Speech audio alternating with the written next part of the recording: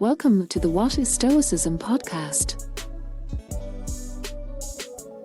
The Stoic teacher Epictetus famously rejected the idea that Stoicism requires emotional suppression.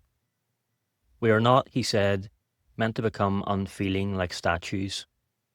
We're meant to preserve our humanity, to care about our relationships, and to take joy in what is worth valuing. And yet there was one situation in which he did recommend taking inspiration from a stone. That situation was insult. In his discourses, Epictetus explains that we are the ones who oppress ourselves. Our judgments hem us in. Consider, he says, what we call being abused. Stand next to a stone and insult it. What effect will you have? None. The stone is unaffected. But if the person being insulted supplies the weakness, if they accept the judgment that the words matter, then the insulter gains purchase. An insult, in other words, requires cooperation. If we decide that someone's words are worth our agitation, worth our anger, worth our wounded pride, our retaliation, then we hand them power over us. But if we refuse that internal assent, if we listen like a stone, the insult dissipates. It becomes nothing more than sound in the air. To train ourselves to treat insults with that kind of indifference isn't to become emotionally numb. It's to become free. Free from manipulation. Free from provocation. Free from being controlled by other people's tongues. The philosopher Massimo Pigliucci, in A Stoic Guide to a Happy Life, sharpens this point further. When someone insults you, he suggests reframing the situation. You mean rather that you allowed them to insult you, because regardless of their intention, their words are merely air moving between you. They only become an insult when you decide to interpret them that way. Otherwise, they're simply utterances of a confused or mistaken person. Pigliucci advises stepping back from the immediate impression. Create distance. Pause. When we don't allow appearances to sweep us away, it becomes easier to retain command of what the Stoics call the ruling faculty, our capacity for reason. This discipline of pause and perspective is useful not only when we are personally attacked, but also when we observe the broader strangeness of human behaviour. In Book 6 of his Meditations, Marcus Aurelius writes a short, almost humorous line, "How strange it is what people do." It's only 7 words, but it could serve as commentary on nearly every headline, past, present, and future. How strange it is when people with power use it to diminish others rather than uplift them. How strange it is when individuals knowingly spread falsehood for personal gain.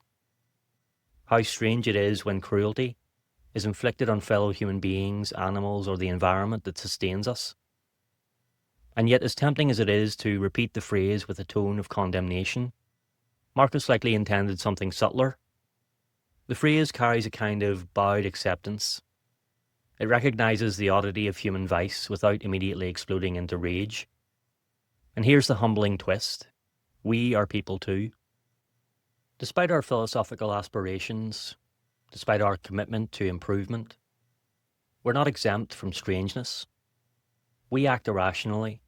We make excuses. We fall short of our own standards. The phrase, "how strange it is what people do," applies as much to us as anyone else. This doesn't excuse injustice.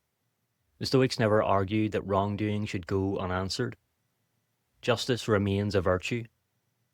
Action for the betterment of society remains necessary. But the perspective Marcus invites helps temper self-righteousness. It encourages examination before condemnation. Instead of reacting immediately, we might ask, what beliefs led that person to act this way? What did they consider good? What did they fear losing? How were those beliefs formed? This doesn't justify harmful behaviour, but it helps us understand it and avoid replicating it ourselves. Seneca makes a related point in his essay on the Happy Life. Before wagging our tongues in criticism, he urges us to examine our own faults, those that attack us from outside, and those raging within. Human affairs, he suggests, aren't in such excellent condition that we have leisure to devote ourselves solely to condemning others. The connection between Epictetus' stone and Marcus's quiet observation becomes clear. Both approaches create space. The stone refuses to internalize provocation. Marcus's phrase refuses to inflame outrage. Both prevent us from being dragged into unnecessary emotional turmoil. If someone insults you, you can listen like a stone. If someone behaves outrageously, you can begin with how strange it is what people do, and proceed with measured clarity rather than impulsive fury. In both cases, the work is internal first. Govern your judgment, examine your own conduct, preserve your ruling faculty. Because once you surrender that, once you allow insults or outrage to dictate your mental state, you're no longer free. You're reacting, not choosing. Stoicism doesn't ask us to feel nothing. It asks us to feel wisely, to care about what's within our power, our character, our response, our justice, and to let the rest pass through us like wind around a stone.